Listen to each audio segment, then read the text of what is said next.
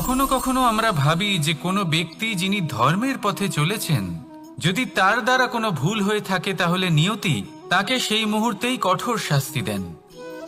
কিন্তু সেই সব মানুষ যারা সংসারের সবথেকে বড় অধর্মী, বহু নিকৃষ্ট মানের কাজ করেন, তাদের নিয়তি অনেক সুযোগ দেন।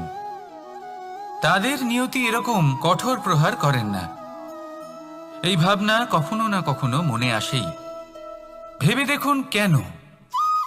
আসলে জীবনকে বেশিরভাগ মানুষ একভাবেই দেখে থাকেন, বিভিন্ন স্তরে একে দেখা উচিত। এবার আপনি বলুন, এই সংসারে কোনো অধর্মী কখনো প্রেরণার উৎস হতে পারেন? কখনোই নয়।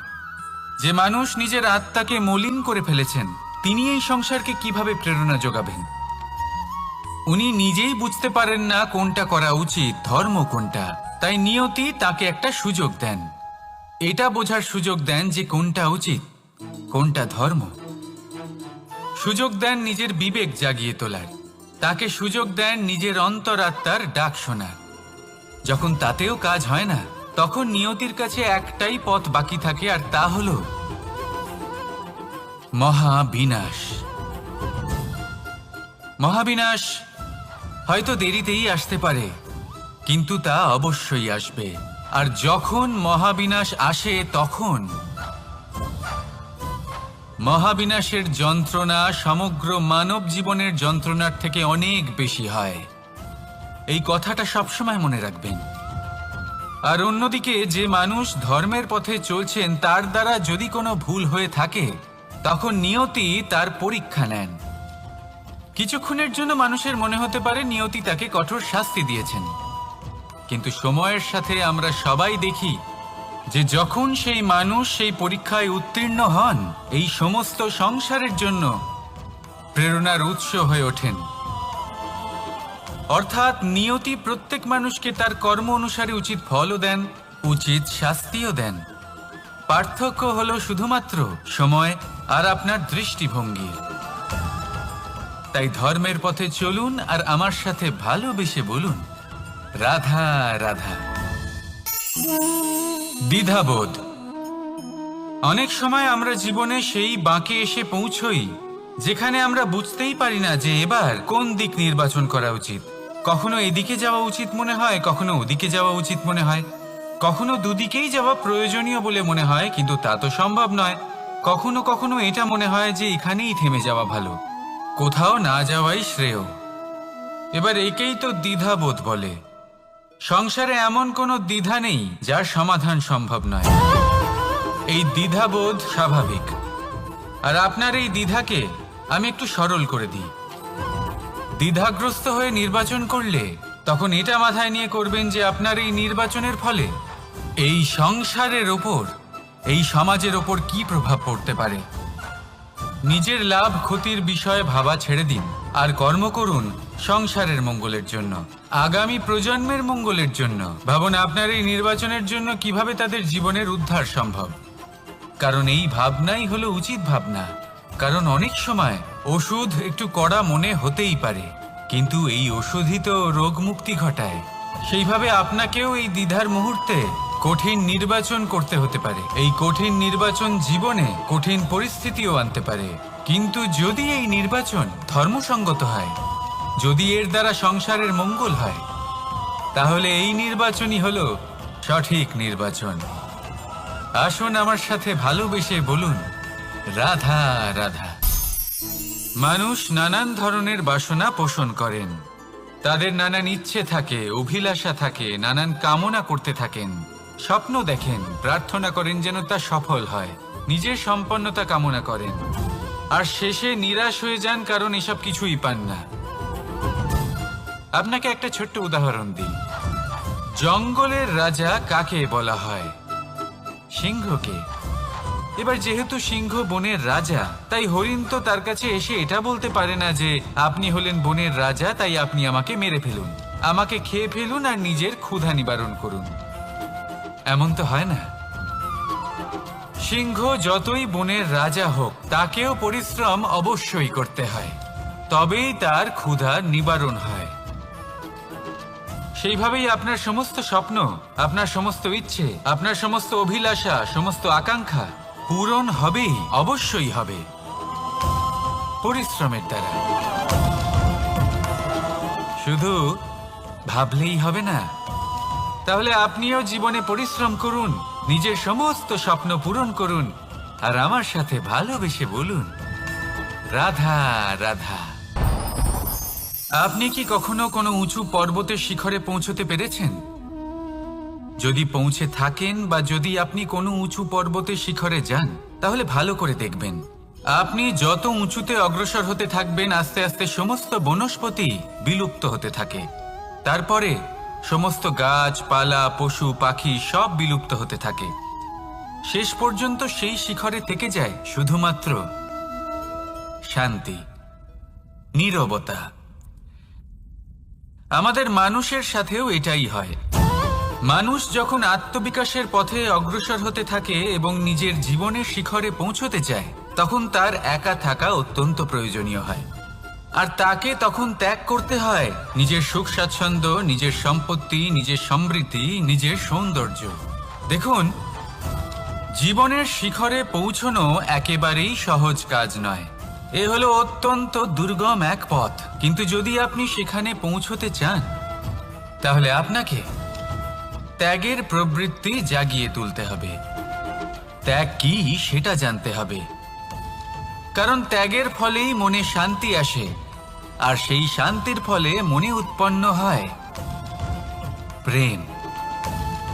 আর এই প্রেমই হলো জীবনের অন্তিম লক্ষ্য। তাহলে আসুন আমার সাথে ভালোবেসে বলুন, রাধা রাধা।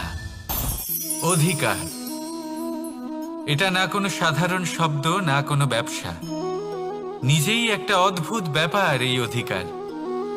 স্বয়ং ঈশ্বর মানুষকে জীবন বাঁচার অধিকার দিয়েছেন। কিন্তু যখন কোনো নারীর অধিকারের প্রশ্ন আসে, তখন সেই অধিকারের সাথে কর্তব্য জুড়ে যায়। এবার নারীর অনেক অধিকারের মধ্যে একটা অধিকার হলো নিজের স্বামী নির্বাচন করা। নির্বাচন করা কে হবে তার অর্ধাঙ্গ, এমন একজন ব্যক্তি নির্বাচন করা যিনি নিজের সাথে, নিজের স্ত্রীর সাথে, সমগ্র পরিবারের সাথে এই সমগ্র সমাজের পরিস্থিতিকে উন্নত করতে পারেন। তাহলে ভাবুন, নিজের জন্য স্বামী বেছে নেওয়া কত বড় অধিকার, আর যোগ্য স্বামী বাছা তার থেকেও বড় কর্তব্য। তাই নারীর অধিকারের সাথে যখন কর্তব্য শব্দ জুড়ে যায়, অধিকার নামক শব্দের মাহাত্ম্য আরো বেড়ে যায়। আপনিও নিজের জীবনে নিজের অধিকারের সাথে কর্তব্যকে জুড়ে দেখুন। যদি এরকম করেন, তাহলে সমস্ত স্বপ্ন পূর্ণ হবে, আর মন প্রসন্ন হয়ে বলবে, রাধা রাধা। কর্ম, কর্ম সর্বদাই শান্ত মনে করুন। ভিতের সেই ইটের মতো করুন যে শান্তভাবে 7 হাত গভীরে অবস্থান করে। সবার চোখ যায় শিখরের সেই পতাকার দিকে, কিন্তু শিখরে থাকা সেই পতাকা প্রতীক হলো ভিতের মধ্যে থাকা সেই ইটের শক্তির, যে শান্ত মনে নিজের কাজ করে গেছে। তাই এইভাবেই নিজের কর্ম করুন শান্ত মনে, সন্তোষ ভাব নিয়ে। কলরব যা করার তা আপনার সাফল্যকে করতে দিন, কারণ যখন সাফল্যের এই জয় জয়কার চারিদিকে ছড়িয়ে পড়ে, তখন কর্মের এই মৌনতা আরো শক্তিশালী হয়ে ওঠে। তাহলে আসুন আমার সাথে ভালোবেসে বলুন, রাধা রাধা।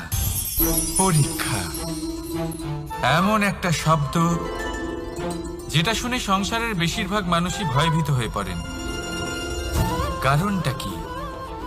অসফলতার ভয়। পরীক্ষা এই শব্দের যদি আমি অন্য দিকটা দেখাই, তার তাৎপর্য এই নয় যে আপনার দুর্বলতা সবার সামনে তুলে ধরবে। এটা তো হলো সেই যুক্তি যা আপনার বল, সাহস, শক্তিগুলি সবার সম্মুখে তুলে ধরবে। আগে হ্যাঁ, এটাই হলো সেই যুক্তি। আপনি নিজেই কখনো দেখবেন, পরীক্ষার সময় আপনার অন্তরের অনেক গুণ বাইরে বেরিয়ে আসে। এমন কোনো শক্তির উদ্ভব হয় যার বিষয়ে আপনি নিজেও জানতেন না, ঠিক কিনা? তাই এই পরীক্ষাকে কখনো ভয় পাবেন না। বিশ্বাসের সাথে নির্ভীক হয়ে এটার সম্মুখীন হন। দিনের শেষে এই পরীক্ষা শুধুই আপনাকে উজ্জ্বল করবে, আপনাকে আরো শ্রেষ্ঠ করে তুলবে। তাহলে আসুন আমার সাথে ভালোবেসে বলুন, রাধা রাধা। জলে জলকেলি করতে কে না ভালোবাসেন? আমাদের মধ্যে প্রত্যেক মানুষ চান কোথাও একটা সরোবরে, কোনো নদীতে, জলের মাঝে জলক্রীড়া করে আনন্দ উপভোগ করতে, তাই তো? এবার বলুন, আমাদের মধ্যে এমন কে কে আছেন যারা সাগরের ঢেউয়ের মধ্যে এক পাড় থেকে অন্য পাড়ে সাঁতার কেটে যাবার সাহস রাখেন? কে আছেন এমন? এবার এই কাজ তো হলো অত্যন্ত কঠিন। আমরা পাড় পছন্দ করি, জলকেলি করতে ভালোবাসি, কিন্তু পাড়ের কাছে, সমুদ্রের ঢেউয়ে নয়। কিন্তু একটা কথা মনে রাখবেন, যেই দিন এই পাড়ের কথা ভুলে গিয়ে আমরা সাগরের ঢেউয়ের সাথে লড়াই করার সাহস রাখব, সেই দিনই সাগরের ঢেউয়ের সাথে লড়াই করার শক্তিও আমরা পেয়ে যাব। পাড় আমাদের অত্যন্ত প্রিয়, আমাদের সুরক্ষিত রাখে, কিন্তু এটা আমাদের দুর্বল করে তোলে। তাই এই পাড়ের মায়া ত্যাগ করুন আর সাগরের ঢেউয়ের সাথে লড়াই করার সংকল্প নিন। নিজের প্রতি বিশ্বাস রাখুন, তারপর দেখুন কি হয়। সফলতার শিখরে আপনার এই জীবন পৌঁছবে আর ভালোবেসে বলবে, রাধা রাধা। মানুষ যখনই নিজের জীবনে নতুন কিছু করতে যায় তখন ভয়ভীত হয়ে থাকে, ভাবে যদি আমি অসফল হই তাহলে কি হবে, কে কি ভাববে, কেউ আমাকে দেখে হাসবে কিনা। যদি আমি আমার মতামত দিই তাহলে বলবো, এইসব পরীক্ষার সম্মুখীন হতে কখনো ভয় পাবেন না। কারণ যাই হোক না কেন, পরিণাম দুটোই হতে পারে। একটা হয় আপনি জিতে যাবেন, দ্বিতীয় পরিণাম আপনি হেরে যাবেন। খুব সোজা। যদি জিততে পারেন আপনি সবাইকে নেতৃত্ব দিতে পারবেন, কিন্তু যদি আপনি হেরে যান তাহলে আপনার কাছে সেই অভিজ্ঞতা থাকবে যা দিয়ে আপনি আগামী প্রজন্মের পথপ্রদর্শক হবেন। এবার ভাবুন, এই অভিজ্ঞতা দ্বারা আপনি কাউকে সাহায্য করছেন, যা দিয়ে সে নিজের স্বপ্ন পূরণ করতে পারবে। খুব পুণ্যের বিষয় এটা।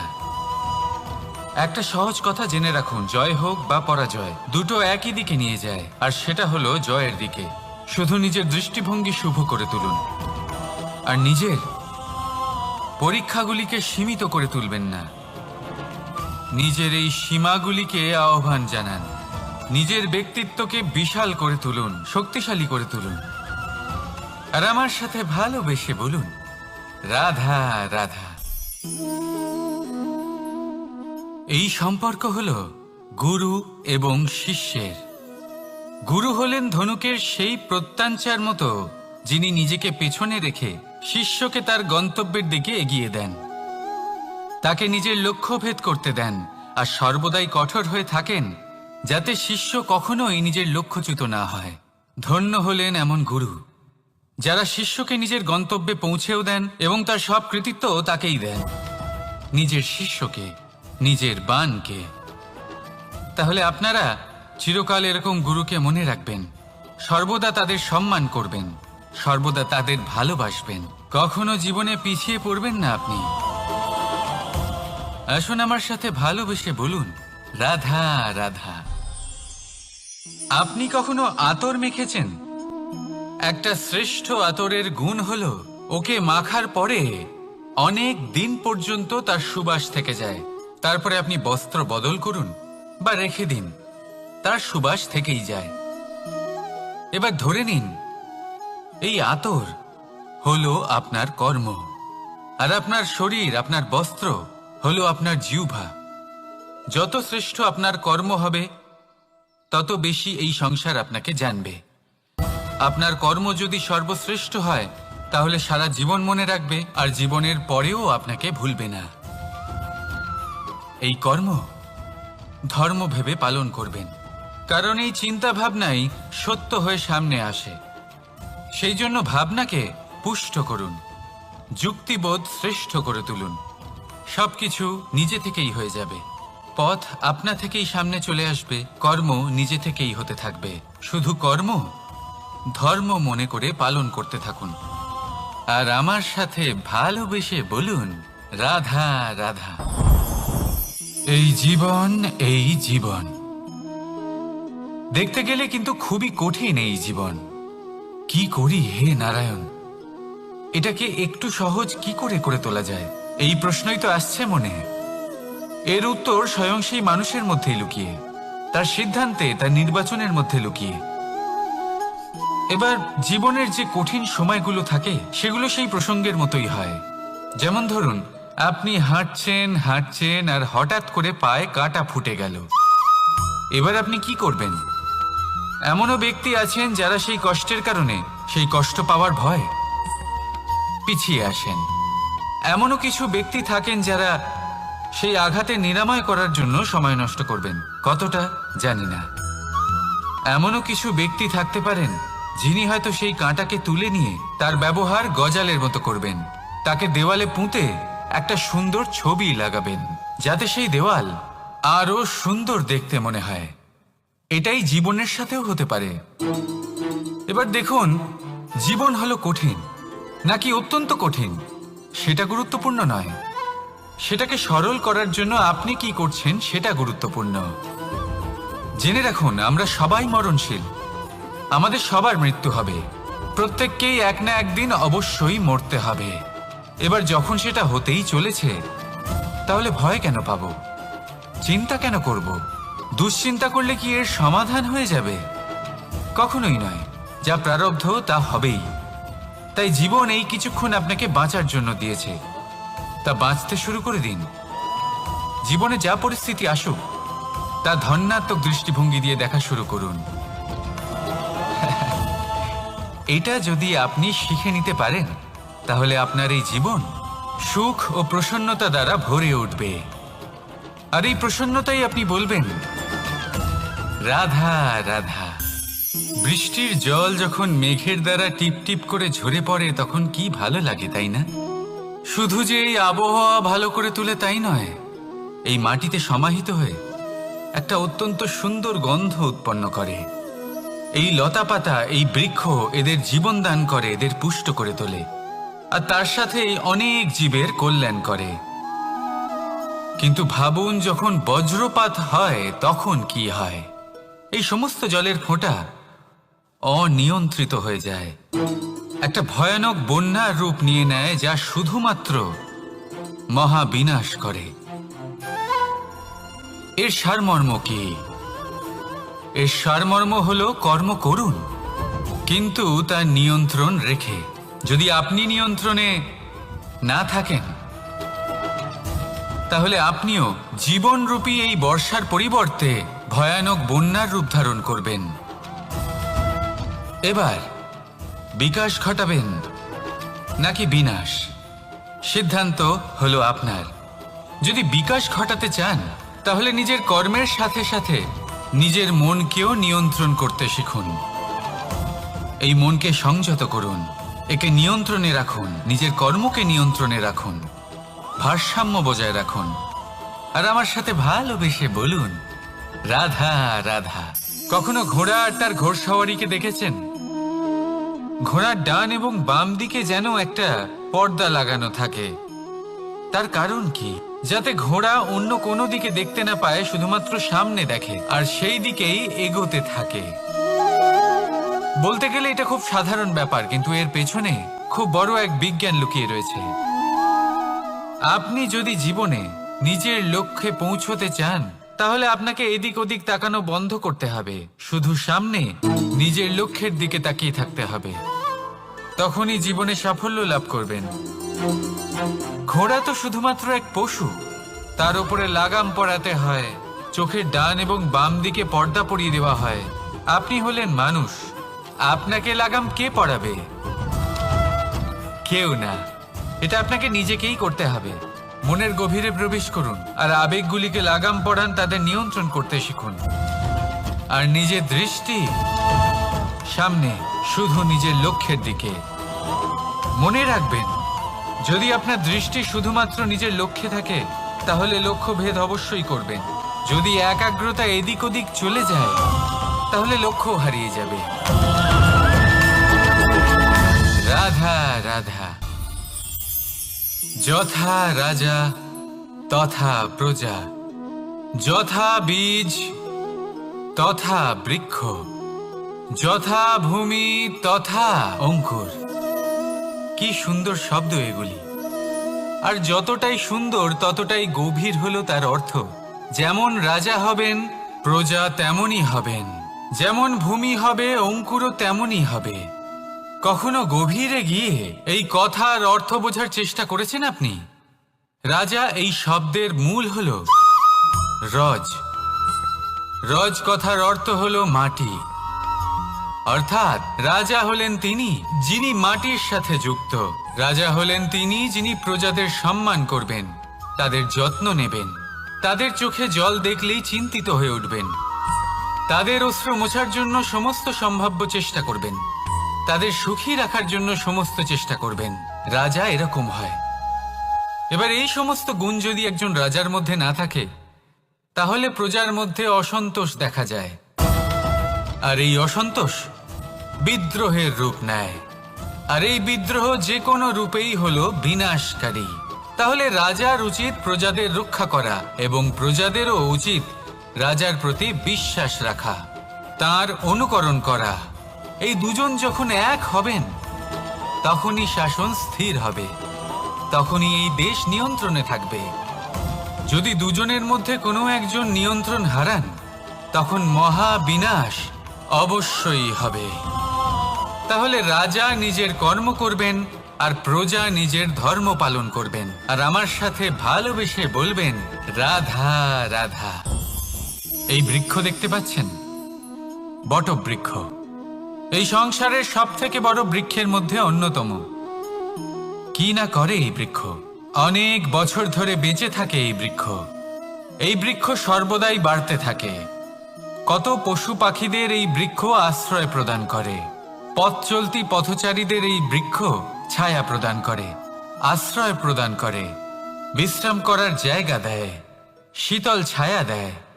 বটবৃক্ষ সংসারের সব থেকে বড় বৃক্ষদের মধ্যে একটা বৃক্ষ। এই বৃক্ষের বীজ সর্ষে দানার থেকেও ছোট হয়, কিন্তু তা মাটির মধ্যে সমাহিত হয়ে যায়, নিজের খোলসকে ভেঙে প্রথমবার অঙ্কুরিত হয়। আর তারপরে আস্তে আস্তে আস্তে একটা ছোট্ট বীজ একটা বিশাল বটবৃক্ষে পরিণত হয়। জীবনে যদি সাফল্য পেতে চান, তাহলে এইভাবেই এগোতে হবে। ছোট ছোট পদক্ষেপের দ্বারা এই পথ চলা শুরু করতে হবে। সেই জন্য ছোট কাজ করতে কখনো সংকোচ করবেন না, ছোট কাজ করতে কখনো লজ্জা পাবেন না। যদি এই ছোট ছোট কাজ পূর্ণ নিষ্ঠা দিয়ে, পূর্ণ মনোযোগ দিয়ে, সততার সাথে করতে পারেন, তাহলে এই ছোট কাজের আকার বাড়তে থাকবে। তাই কাজগুলিকে কাজের মতোই দেখতে শুরু করুন। ছোট কাজ বা বড় কাজ এরকম ভাববেন না। তাহলে কর্ম করতে থাকুন। জীবনে আপনার অস্তিত্ব বটবৃক্ষের থেকেও বড় করে তুলুন। তাহলে আসুন আর আমার সাথে ভালোবেসে বলুন রাধা রাধা। ভগবান আর ভুল, এই দুই একই অক্ষর দিয়ে শুরু হয়। শুধু তাই নয়, এদের দুজনের রাশিও সমান। এবারে আপনারা বলবেন যে ভগবান, ভুল, এদের মধ্যে কিভাবে মিল থাকতে পারে? অনেক বড় মিল আছে। না শুধু এ এক অক্ষর দিয়ে শুরু হয়, বরং এদের বিজয় মন্ত্রটাও এক। ভগবানকে মানুন, তাকে বিশ্বাস করুন, তাকে স্বীকার করুন। এটা করলে মনের দৃষ্টি থেকে ভগবানকে দেখা যায়, আর উনি আপনাকে সমৃদ্ধ করে তোলেন। ভুলের সাথেও এটাই ঘটে। নিজের ভুল স্বয়ং মেনে নিলে, স্বীকার করে নিলে, সব কিছুই স্পষ্টভাবে দেখতে পাবেন।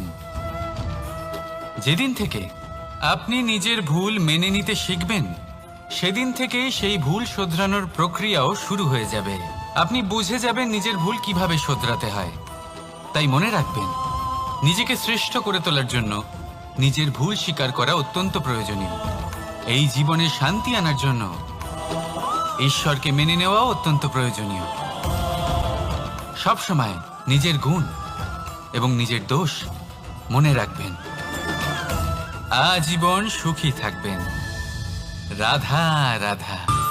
আমরা সব সময় চাই যে এই সংসার আমাদের জ্ঞানী বলবে, বুদ্ধিমান বলবে, বুঝদার বলবে, কিন্তু মূর্খ মূর্খ যেন কেউ না বলে।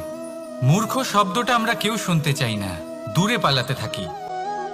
কিন্তু একটা সত্যি সবার কাছে অজানা, যে মূর্খ হওয়া হলো বুদ্ধিমান হওয়ার দিকে সর্বপ্রথম পদক্ষেপ। আপনি যত খুশি দিগ্গজ জ্ঞানী মানুষদের সাথে আলাপ করুন, যত ইচ্ছে কথা বলুন, যতই জ্ঞানের কথা আলোচনা করুন, অভিজ্ঞতা মূর্খ হবার পরেই পাওয়া যায়, তাই নয় কি? মূর্খ হবার পরে আপনি এটা বুঝতে পারবেন যে কি করা উচিত নয়। জ্ঞানী ব্যক্তি আপনাকে এটা বলবেন যে কি করা উচিত। আর এই সংসারে কি করা উচিত তার থেকেও অনেক বড় জ্ঞান হলো কি করা উচিত নয়। সেই জন্য সব সময় মনে রাখবেন, আপনার করা কিছু ভুল, আপনাকে যদি কেউ মূর্খ বানিয়ে থাকে, ছল চাতুরি করে থাকে, তাহলে কোনো ব্যাপার নয়, এটা শেষ পর্যন্ত আপনাকে আরো বুদ্ধিমান করে তুলবে। এই মুহূর্তে ধন্যাত্মক থাকুন, এই সংসার আপনাকে অবশ্যই জ্ঞানী বলবে। রাধা রাধা। আপনি কি কখনো একজন মালিকে একটা বাগানের যত্ন নিতে দেখেছেন? যদি কখনো একটা গাছে উই ধরে যায়, মালি তখন শুধু সেই গাছের নয়, সমস্ত বাগানের চিকিৎসা করায়। আপনারা হয়তো বলবেন, এ কেমন মূর্খতা, যখন উই একটা গাছে লেগেছে সমস্ত বাগানের চিকিৎসা কেন করাতে হবে? এ তো অযথা পরিশ্রম করা। কিন্তু মালি খুব ভালো করে জানে যে উই হয়তো একটা গাছে লেগেছে, কিন্তু তা সমস্ত বাগানকে নাশ করে দিতে পারে। এবার মালির এই শিক্ষা, এই জ্ঞান অন্য অনেক জায়গাতে প্রযোজ্য। এই সংসারে আমরা শুধুমাত্র নিজের পরিবারের কথাই চিন্তা করি, তাদের যত্ন নিই, চেষ্টা করি যেন তারা ভালো থাকেন, সুখে থাকেন। আর সেই সময় এই সমাজের কিছু বিরোধী মনোভাব এই সমাজকে গ্রাস করে ফেলে, এই সমাজকে নষ্ট করে ফেলে, কিন্তু আমাদের নজর শুধু আমাদের পরিবারে থাকে। সেই জন্য যখন কথা ওঠে রাষ্ট্রের, দেশের, তখন তার জন্য সিদ্ধান্ত নিতে হবে, তখন তার জন্য ত্যাগ করতে হবে। আর মনে রাখবেন, যে সমস্যায় আসুক তার সমাধান পূর্ণরূপে বাঞ্ছনীয়। এই সংসারে প্রত্যেক ব্যক্তি যদি নিজের পরিবারেরও খেয়াল রাখেন এবং সমাজেরও খেয়াল রাখেন এবং সঠিকভাবে এই দেশেরও খেয়াল রাখেন, তবেই এই দেশ সম্পন্ন হতে পারবে। তাহলে আপনিও সেই প্রয়াস করুন আর আমার সাথে ভালোবেসে বলুন, রাধা রাধা। কথায় বলা হয়, জীবনে ভালোবাসাই হলো সুখের মূল। এটা সত্য। এবার প্রশ্ন হলো এটাই যে এই ভালোবাসা কার সাথে করা উচিত। যদি আপনি কিছুক্ষণের জন্য সুখ পেতে চান, তাহলে ভালোবাসুন নিজের রুচি মতো। যদি আপনি কিছুদিনের জন্য সুখ পেতে চান, ভালোবাসুন নিজের বন্ধুদের। যদি আপনি কয়েক মাসের জন্য, কয়েক বছর বা অনেক বছরের জন্য সুখী হতে চান, তাহলে ভালোবাসুন নিজের পরিবারকে, মাতা পিতা, নিজের সন্তান, স্বামী স্ত্রী, নিজের আত্মীয়দের। কিন্তু যদি আপনি চিরকালের জন্য সুখী হতে চান, তাহলে ভালোবাসতে হবে শুধু নিজের কর্মগুলিকে। কারণ সম্পর্ক যেমনই হোক না কেন, কখনো না কখনো ভেঙে যাবেই। এই সংসার হলো এমনই যে যাদের সঙ্গ আমরা পাই, তাদের সঙ্গ একদিন ত্যাগ করতে হয়। শুধু কর্মই হলো এমন এক সঙ্গ যা কখনো আপনাকে ত্যাগ করবে না। আপনার মৃত্যুর পরেও এই কর্ম আপনাকে বাঁচিয়ে রাখবে। তাই সবসময় মনে রাখবেন, এই কর্ম ধর্ম মনে করে পালন করা উচিত। জীবনের শেষ মুহূর্ত পর্যন্ত কর্মকে ভালোবাসুন, জীবনের শেষ মুহূর্ত পর্যন্ত সুখে থাকবেন। আর আমি তো সবসময় বলি, শুধু কর্ম করতে থাকো, ফলের চিন্তা করো না। তাহলে আসুন আর আমার সাথে ভালোবেসে বলুন, রাধা রাধা। কখনো কখনো আমরা ভাবি যে কোনো ব্যক্তি যিনি ধর্মের পথে চলেছেন, যদি তার দ্বারা কোনো ভুল হয়ে থাকে, তাহলে নিয়তি তাকে সেই মুহূর্তেই কঠোর শাস্তি দেন। কিন্তু সেই সব মানুষ যারা সংসারের সব থেকে বড় অধর্মী, বহু নিকৃষ্ট মানের কাজ করেন, তাদের নিয়তি অনেক সুযোগ দেন। তাদের নিয়তি এরকম কঠোর প্রহার করেন না। এই ভাবনা কখনো না কখনো মনে আসেই। ভেবে দেখুন কেন? আসলে জীবনকে বেশিরভাগ মানুষ একভাবেই দেখে থাকেন, বিভিন্ন স্তরে একে দেখা উচিত। এবার আপনি বলুন, এই সংসারে কোনো অধর্মী কখনো প্রেরণার উৎস হতে পারেন? কখনোই নয়। যে মানুষ নিজের আত্মাকে মলিন করে ফেলেছেন, তিনি এই সংসারকে কিভাবে প্রেরণা যোগাবেন? উনি নিজেই বুঝতে পারেন না কোনটা করা উচিত, ধর্ম কোনটা। তাই নিয়তি তাকে একটা সুযোগ দেন, এটা বোঝার সুযোগ দেন যে কোনটা উচিত, কোনটা ধর্ম। সুযোগ দেন নিজের বিবেক জাগিয়ে তোলার, তাকে সুযোগ দেন নিজের অন্তরাত্মার ডাক শোনার। যখন তাতেও কাজ হয় না, তখন নিয়তির কাছে একটাই পথ বাকি থাকে, আর তা হল মহাবিনাশ। মহাবিনাশ হয়তো দেরিতেই আসতে পারে, কিন্তু তা অবশ্যই আসবে। আর যখন মহাবিনাশ আসে, তখন মহাবিনাশের যন্ত্রণা সমগ্র মানব জীবনের যন্ত্রণার থেকে অনেক বেশি হয়। এই কথাটা সবসময় মনে রাখবেন। আর অন্যদিকে যে মানুষ ধর্মের পথে চলছেন, তার দ্বারা যদি কোনো ভুল হয়ে থাকে, তখন নিয়তি তার পরীক্ষা নেন।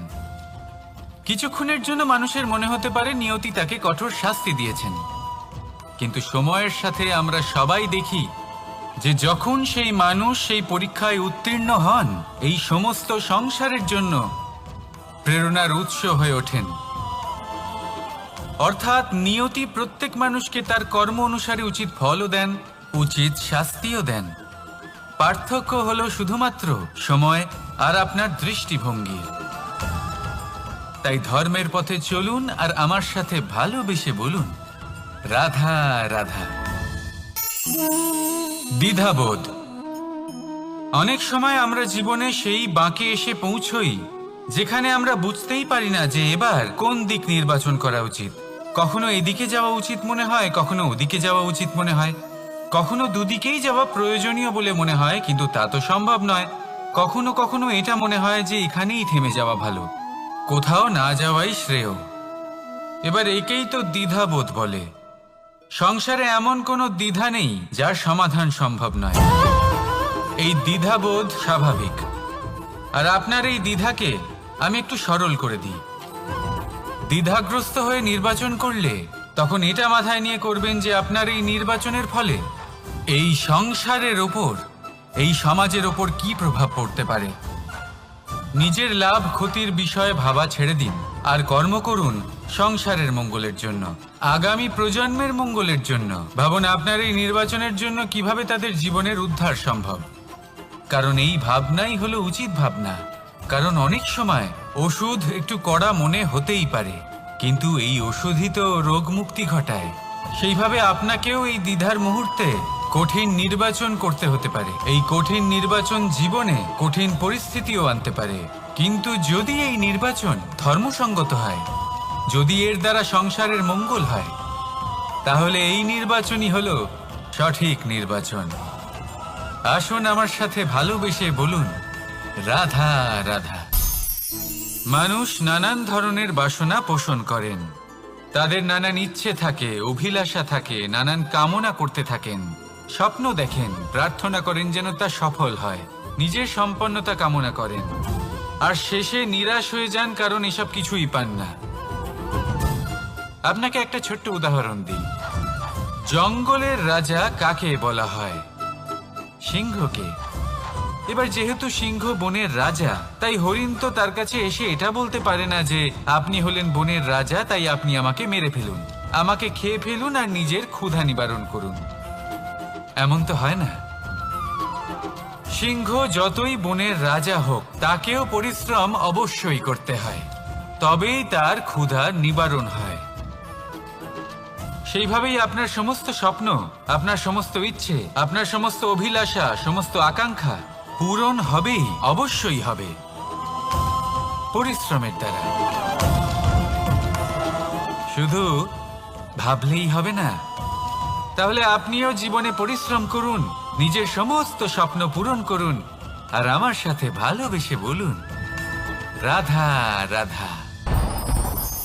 আপনি কি কখনো কোনো উঁচু পর্বতের শিখরে পৌঁছতে পেরেছেন? যদি পৌঁছে থাকেন বা যদি আপনি কোনো উঁচু পর্বতের শিখরে যান, তাহলে ভালো করে দেখবেন, আপনি যত উঁচুতে অগ্রসর হতে থাকবেন আস্তে আস্তে সমস্ত বনস্পতি বিলুপ্ত হতে থাকে। তারপরে সমস্ত গাছপালা, পশু পাখি সব বিলুপ্ত হতে থাকে। শেষ পর্যন্ত সেই শিখরে থেকে যায় শুধুমাত্র শান্তি, নীরবতা। আমাদের মানুষের সাথেও এটাই হয়। মানুষ যখন আত্মবিকাশের পথে অগ্রসর হতে থাকে এবং নিজের জীবনের শিখরে পৌঁছতে চায়, তখন তার একা থাকা অত্যন্ত প্রয়োজনীয় হয়। আর তাকে তখন ত্যাগ করতে হয় নিজের সুখ স্বাচ্ছন্দ্য, নিজের সম্পত্তি, নিজের সমৃদ্ধি, নিজের সৌন্দর্য। দেখুন, জীবনের শিখরে পৌঁছনো একেবারেই সহজ কাজ নয়। এ হলো অত্যন্ত দুর্গম এক পথ। কিন্তু যদি আপনি সেখানে পৌঁছতে চান, তাহলে আপনাকে ত্যাগের প্রবৃত্তি জাগিয়ে তুলতে হবে। ত্যাগ কি সেটা জানতে হবে, কারণ ত্যাগের ফলেই মনে শান্তি আসে, আর সেই শান্তির ফলে মনে উৎপন্ন হয় প্রেম। আর এই প্রেমই হলো জীবনের অন্তিম লক্ষ্য। তাহলে আসুন আমার সাথে ভালোবেসে বলুন, রাধা রাধা। অধিকার, এটা না কোনো সাধারণ শব্দ, না কোনো ব্যবসা, নিজেই একটা অদ্ভুত ব্যাপার এই অধিকার। স্বয়ং ঈশ্বর মানুষকে জীবন বাঁচার অধিকার দিয়েছেন। কিন্তু যখন কোনো নারীর অধিকারের প্রশ্ন আসে, তখন সেই অধিকারের সাথে কর্তব্য জুড়ে যায়। এবার নারীর অনেক অধিকারের মধ্যে একটা অধিকার হলো নিজের স্বামী নির্বাচন করা। নির্বাচন করা কে হবে তার অর্ধাঙ্গ, এমন একজন ব্যক্তি নির্বাচন করা যিনি নিজের সাথে, নিজের স্ত্রীর সাথে, সমগ্র পরিবারের সাথে এই সমগ্র সমাজের পরিস্থিতিকে উন্নত করতে পারেন। তাহলে ভাবুন, নিজের জন্য স্বামী বেছে নেওয়া কত বড় অধিকার, আর যোগ্য স্বামী বাছা তার থেকেও বড় কর্তব্য। তাই নারীর অধিকারের সাথে যখন কর্তব্য শব্দ জুড়ে যায়, অধিকার নামক শব্দের মাহাত্ম্য আরো বেড়ে যায়। আপনিও নিজের জীবনে নিজের অধিকারের সাথে কর্তব্যকে জুড়ে দেখুন। যদি এরকম করেন, তাহলে সমস্ত স্বপ্ন পূর্ণ হবে, আর মন প্রসন্ন হয়ে বলবে, রাধা রাধা। কর্ম, কর্ম সর্বদাই শান্ত মনে করুন। ভিতের সেই ইটের মতো করুন যে শান্তভাবে 7 হাত গভীরে অবস্থান করে। সবার চোখ যায় শিখরের সেই পতাকার দিকে, কিন্তু শিখরে থাকা সেই পতাকা প্রতীক হলো ভিতের মধ্যে থাকা সেই ইটের শক্তির, যে শান্ত মনে নিজের কাজ করে গেছে। তাই এইভাবেই নিজের কর্ম করুন শান্ত মনে, সন্তোষ ভাব নিয়ে। কলরব যা করার তা আপনার সাফল্যকে করতে দিন, কারণ যখন সাফল্যের এই জয় জয়কার চারিদিকে ছড়িয়ে পড়ে, তখন কর্মের এই মৌনতা আরো শক্তিশালী হয়ে ওঠে। তাহলে আসুন আমার সাথে ভালোবেসে বলুন, রাধা রাধা। পরীক্ষা এমন একটা শব্দ যেটা শুনে সংসারের বেশিরভাগ মানুষই ভয়ভীত হয়ে পড়েন। কারণটা কি? অসফলতার ভয়। পরীক্ষা এই শব্দের যদি আমি অন্য দিকটা দেখাই, তার তাৎপর্য এই নয় যে আপনার দুর্বলতা সবার সামনে তুলে ধরবে। এটা তো হলো সেই যুক্তি যা আপনার বল, সাহস, শক্তিগুলি সবার সম্মুখে তুলে ধরবে। আগে হ্যাঁ, এটাই হলো সেই যুক্তি। আপনি নিজেই কখনো দেখবেন, পরীক্ষার সময় আপনার অন্তরের অনেক গুণ বাইরে বেরিয়ে আসে। এমন কোনো শক্তির উদ্ভব হয় যার বিষয়ে আপনি নিজেও জানতেন না, ঠিক কিনা? তাই এই পরীক্ষাকে কখনো ভয় পাবেন না। বিশ্বাসের সাথে নির্ভীক হয়ে এটার সম্মুখীন হন। দিনের শেষে এই পরীক্ষা শুধুই আপনাকে উজ্জ্বল করবে, আপনাকে আরো শ্রেষ্ঠ করে তুলবে। তাহলে আসুন আমার সাথে ভালোবেসে বলুন, রাধা রাধা।